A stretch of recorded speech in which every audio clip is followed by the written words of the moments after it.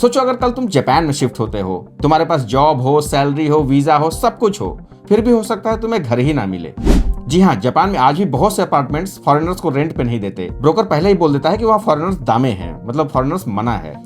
सबसे पहले एक बात क्लियर कर दूं, ये हर लैंडलॉर्ड नहीं करता, लेकिन बहुत से फॉरेनर्स को अपार्टमेंट ढूंढते वक्त बार बार रिजेक्ट किया जाता है।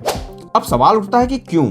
सबसे पहला रीजन है लैंग्वेज। अगर बिल्डिंग में कोई इमरजेंसी हो, कोई रूल समझाना हो या फिर पड़ोसी की कोई कंप्लेन आए, तो बहुत से लैंडलॉर्ड डरते हैं कि कम्युनिकेशन ठीक से नहीं हो पाएगा। और दूसरा रीजन, जापान में अक्सर अपार्टमेंट लेने के लिए गारंटर चाहिए होता है। तो अगर टेनेंट रेंट ना दे पाए या फिर रातों रात जापान छोड़ करके चला गया, तो सारी जिम्मेदारी गारंटर की होती है। नए फॉरेनर्स के पास अक्सर ऐसे गारंटर्स नहीं होते।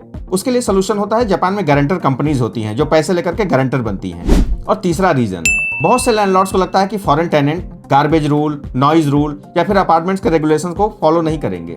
ये कंसर्न कभी रियल एक्सपीरियंस पे बेस्ड होते हैं और कभी कभी स्टीरियोटाइप होते हैं। और हाँ, एक सर्वे के हिसाब से लगभग 40% फॉरेनर्स ने कभी न कभी सिर्फ फॉरेनर होने की वजह से हाउस रिजेक्शन एक्सपीरियंस किया है। लेकिन पिक्चर का दूसरा साइड भी है। आज जापान में हजारों अपार्टमेंट्स और एजेंसीज फॉरेनर्स ओके भी हैं। सिचुएशन धीरे धीरे इंप्रूव हो रही है। तो अगर कोई बोले कि जापान में फॉरेनर्स को घर ही नहीं मिलता, तो ये भी गलत है।